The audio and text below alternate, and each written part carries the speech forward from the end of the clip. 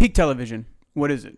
Well, a great example a lot of people would consider peak television would be Breaking Bad.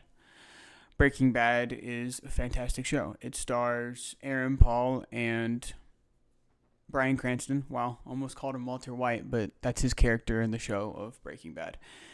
It is highly inspired by The Sopranos, which is another fantastic show. If you haven't seen either of those shows, don't worry, I'm not spoiling anything, but I do highly recommend that just sit down, watch both of those shows. It's well worth it. However, the peak media that I wanted to discuss today is Invincible.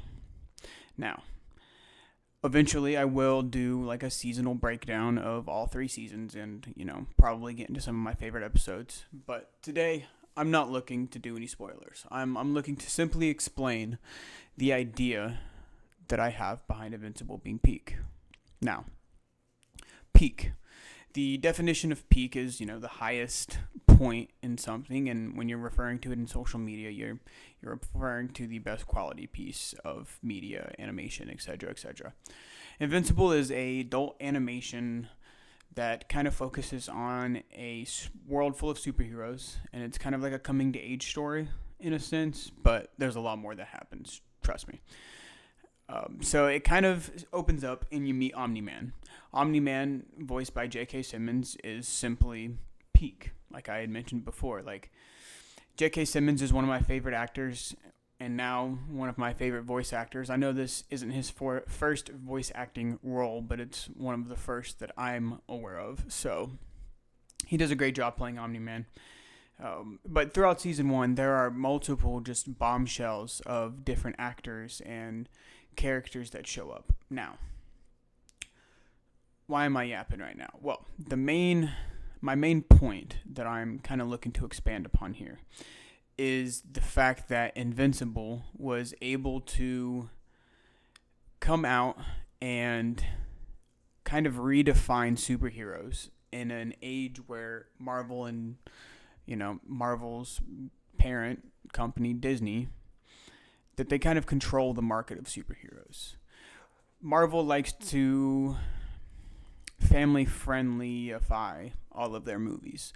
They kind of make it so that people of all ages can enjoy a Marvel movie, so that parents feel comfortable taking their kids to the newest Marvel movie. Invincible came along and decided that they weren't going to be family-friendly. As a matter of fact, they were going to push the limits as to what was considered appropriate for television, quite honestly. There are a lot of scenes in Invincible that are just,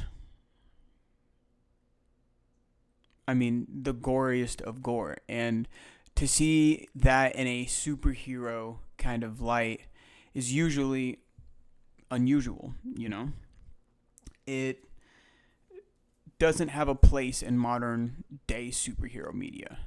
Sure, you have like Deadpool and you have your couple others, feel free to name some in the comments if you can think any, but Deadpool is really the big Marvel, sin, I guess.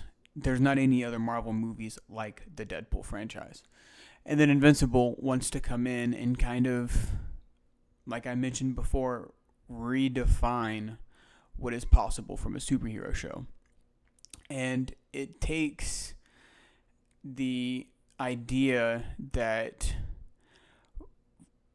violence isn't this, destructive force. Like, sure, they're pushing through buildings and they're fighting and they're causing chaos and they're causing mass destruction, but it also teaches you that even though they're being violent and destructive, that violence also has a consequence, and that throughout the show there are like character arcs and character downfalls even due to some of the actions that they perform throughout the show. I'm trying not to spoil it, but there's quite a bit of flip-floppiness almost in the show. You'll learn that from a couple of characters.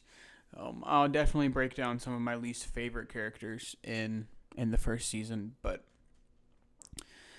my favorite part of the show, though, is the fact that you can truly just connect with the characters. That It made it important in Breaking Bad for me that I could connect with the characters. It made it important in Sopranos that I could connect with the characters.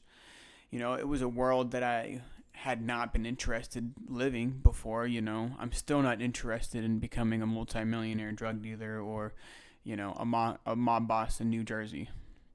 But those shows gave me a light as to what was in there, but then they also gave me a reason to stick around.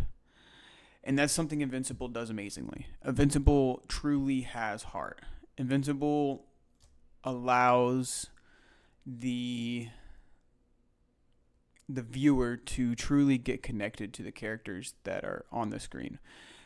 Pretty much at all times I felt like, you know, granted, you know, I didn't know them as though they were my best friends, but throughout the entire show, I was able to understand a lot of where Mark was coming from, a lot of where Omni Man may have been coming from. You know, I understood where a lot of the characters and a lot of their problems were sourced from, and that might just be me, but I was able to truly get connected to the show. And I think that's truly enough for one to understand that it took the trend of superheroes, rewrote it, and then proceeded to be the absolute best it could be. And for that, I believe it deserves to be called peak media. Um, I really don't have much else to say, so, you know, that's about it. Next coming videos, though, you can look forward to me breaking down the season reviews of each of the, you know, seasons. There's 3 of them currently. We're waiting on season 4, but I'm all caught up. I would love to rewatch and even kind of break down some scenes even. But until then, this has been The Kevin Show. I appreciate you watching. Tune in next time, and y'all have a good night.